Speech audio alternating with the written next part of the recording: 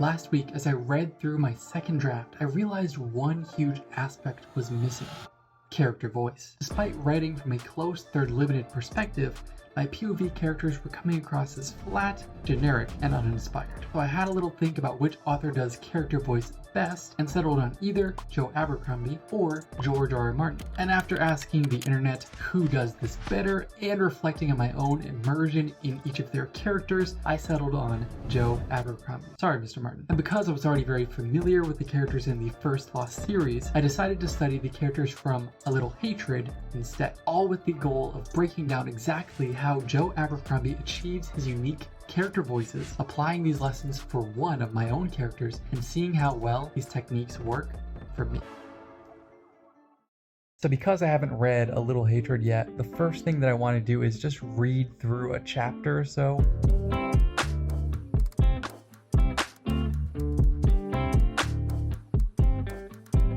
So I read the first 2 chapters of the book and I took a few notes because I did have some realizations while I was reading of things that he's doing to convey these character voices. One of the main things that I noticed were strong, distinct voices in dialogue, and that's kind of an obvious thing of character voice. However, there were other things that I noticed. The characters' personalities and values come through, and also the way of thinking of the characters comes across, whether they're a more negative thinker, what sort of mindset they're in. So that's something else to think about. Another thing I noticed was the use of colloquial phrases, and one of the ways you'd be able to tell where a character's from is based on the idioms that they use. And another thing he used really well were descriptions that really feel like they're in the character's voice. So for example, this is one of the descriptions that stood out to me while I was reading.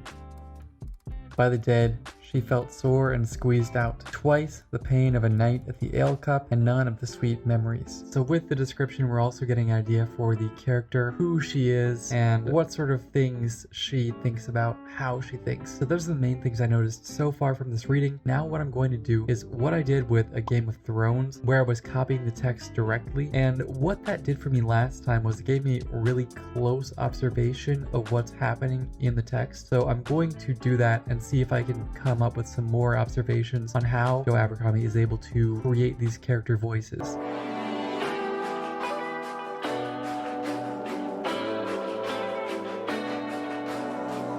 Okay, so I just finished writing through the entire first chapter, copying all of it down. And in this process, there were a few things that I noticed. First, the personalities of the characters came out a little more clearly, and I felt like they were more distinct based on a single trait this time. So there were a bunch of different things that stood out for different characters. So for Isern, I'm not sure if that pronunciation is correct, but whatever. I thought that she was a little bit of like a joker, and she jokes about herself arrogantly and feigns wisdom, but at the same time, she actually does have some wisdom to her. But the overall characteristic that I got from her was like this joking sort of nature, a lighthearted sort of nature, even about like really dark topics. And then the other character that was in this scene is Rikke, and the main thing that stood out to me for her is that she's kind of prone to like negativity. She worries, she fears. Most of the emotions that come across from her are just negative ones. Also, she's a little bit sarcastic. That's the main thing that stood out. The thing is that all of that came out through the descriptions, through the dialogue, through the way of thinking and the way of phrasing words. I was able to elicit these different values. So that is something that's obviously important to come to before you're writing these characters. You need to make sure you're understanding the values and the personality, what sort of traits this person has. Another thing that I noticed that I didn't really notice while I was reading, but I definitely did while I was having to type this stuff out, was that even in narration, Joe Abercrombie sticks with the northern dialect. He uses the word order and the phrasing that they would use in dialogue. So it gives the whole chapter this northern color to it, and I think it steeps you more in this character's perspective. So those are the 2 things that I noticed with this chapter. I am going to take a tiny bit of a break because I realized that I've been working on this for already 2 hours and 30 minutes, and then I'm going to come back and I'll do the second chapter. It'll be a different character's perspective and also a very different way of viewing the world. So I'll get to notice some new things with this character that I wasn't able to see with Rikke, and hopefully that will help me figure out more of what Joe Abercrombie is doing to create these character voices.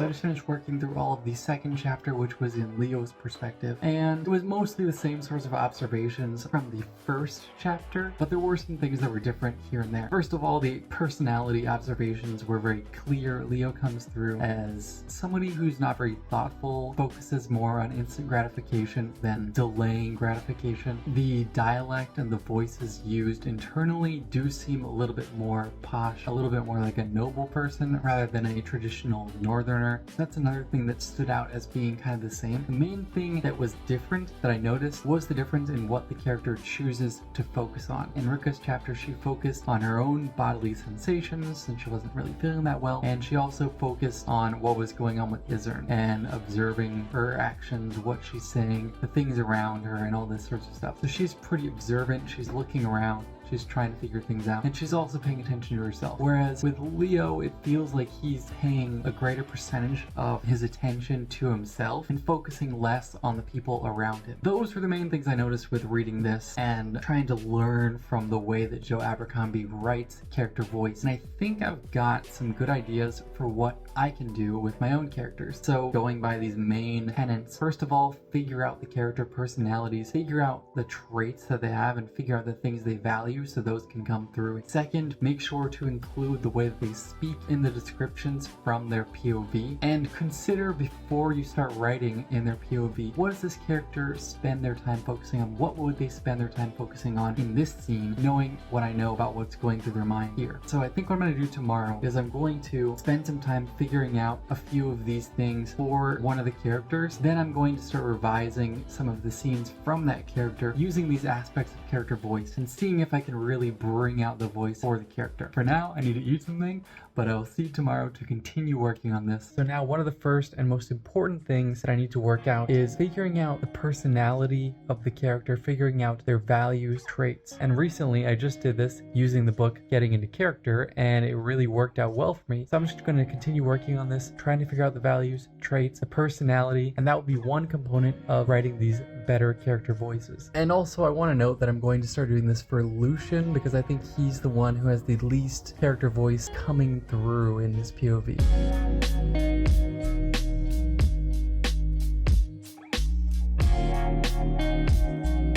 So I've been making some good progress here. Rather than asking questions to discover new values, I was just looking at the way that he's been acting throughout the story so far and figured out what he's already displaying that he values. So I came up with all these inner values, and then I was trying to see how they carry over to personality, what I already know of his personality and his traits, as well as things that might be true or that I could bring out to give more personality into scenes that he wasn't really showing up very strongly in. I came up with a bunch of different personality traits as well, and now I'm working through trying to figure out some sort of mannerisms. This is the part that's the most difficult because I feel like sometimes these can be cliche and sometimes you see the same things all the time, and finding mannerisms that actually match with the character can be kind of difficult. So right now I just figured out one by looking through the emotion thesaurus. Basically just has like lists of different physical manifestations of an emotion, internal sensations a character may experience, as well as mental responses, and also signs that the emotion is being suppressed. So these things can be useful to just like look through and get some ideas. So that's what I was trying to do for this mannerism that I was trying to come up with. So I'm just going to keep working through for Lucian and trying to figure out a few more mannerisms. I don't want to go too far with it. I just want stuff that fits his personality.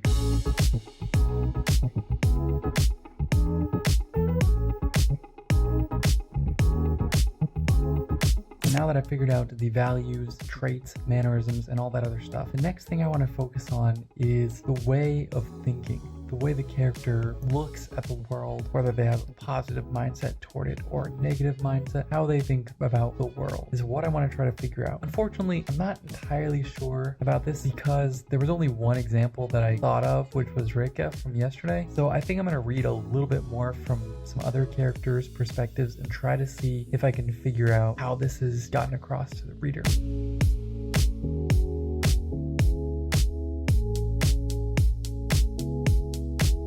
So I was just looking into it, and I think the way of thinking comes across everywhere, basically, in the descriptions, in the character thoughts, and of course in their dialogue. So we're getting access to this way of thinking through all of those different things. However, I still need to take some time to actually decide what sort of way of thinking I want to convey with Lucian's perspective. And I think this will affect what he focuses on as well later on, but this is a little bit more general than that. The focus could be different for individual scenes based on the character's mind state, but I think the way of thinking is a little bit more broad and it is the through line through all the scenes. So I'm going to take some time to figure that out right now.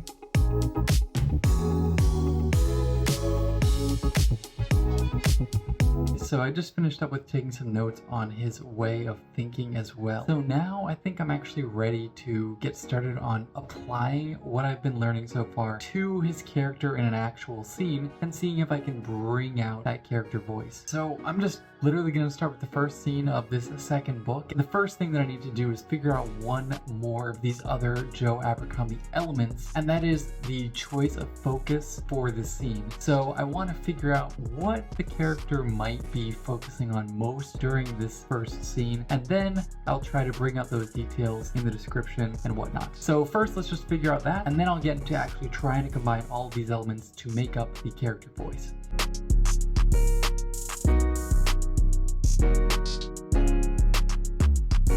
So I just finished working through the first scene, really coloring the descriptions more with Lucian's perceptions and what he would be feeling genuinely in this moment, making sure that I'm only keeping the focus on what would be relevant for him at the moment. Like there was one piece of description which, although was a nice piece of description, wasn't really something that would make sense for him to be thinking about at the time. So I cut that out and replaced it with something that was much more pressing for him. So I'm thinking this should be better. However, right now, looking at it after I've just worked through it is not really going to be a good indication of how it's coming along. So I think I'll wait until tomorrow to read through this one. But for now, I think I'm going to work on the next scene for Lucian and try to do the same thing, really bring out his voice this second time as well. And then tomorrow, hopefully I'll have a better idea with two scenes of how well this is working.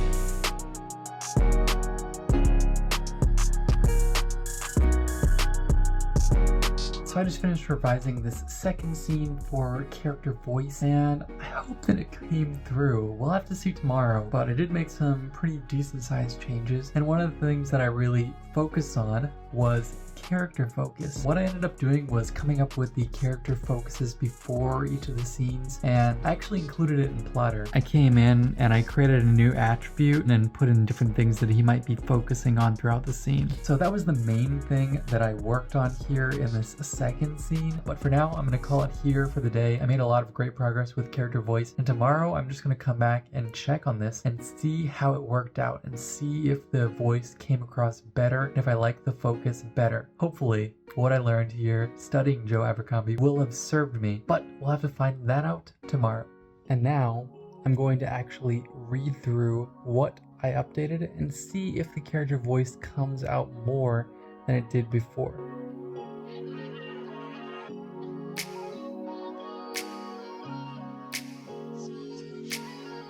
So I just finished reading through, and I think that overall the character voice did come through a lot better. The main things that I improved were having the personality of the character and their current mind state come through in the description, in the narrative. So descriptions and character voice were definitely the thing that I updated the most, and that's really working a lot better. And one thing that really helped was figuring out what the character is going to focus on before the scene, so that while I was revising I could keep those things in mind and make sure to focus on those aspects in the description and in choosing what this character is going to be focusing on. So for example, in the first scene, Lucian is running away from some sort of danger, and the things that he's focusing on are just this feeling of like desperation to get toward his destination, his feelings of fatigue and his body and his internal sensations, his body just being tired from making a long journey. So those are the main things that I ended up focusing on, and I ended up cutting out one of the other things I was focusing on, which was like the size and the impressiveness of the walls to the city that he arrives at. But it didn't really make sense for him to focus on that because he's trying to flee for his life, so why is he going to pay attention to something so trivial? The only thing that I do need to work on a little bit more is the actual character voices themselves in the dialogue, but I think that the most efficient way to do that is just to go through for all the dialogue one character at a time by deciding on how that character's voice is going to come across, and then going through all the dialogue for them. I'll be able to stay in that voice for the entire length of that revision, and that will mean that the voice stays really consistent throughout. Either way, I am impressed with how much of a change it makes to change up a few little things here, like the character's way of thinking, what the character chooses to focus on in the scenes, and mostly focusing on updating descriptions and character thought. Just through doing those things, the character voice is coming out so much better.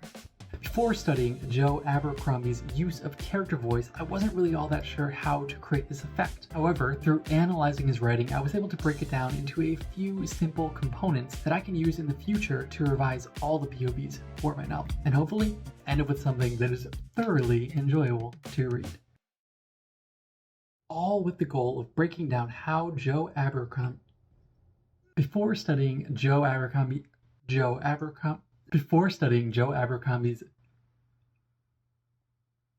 Joe Abercrombie, Joe Abercrombie, Joe Abercrombie.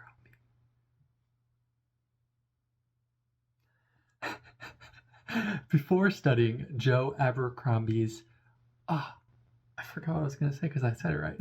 Before studying Joe Abercrombie's use of character voice, I wasn't really all that sure how to create this effect.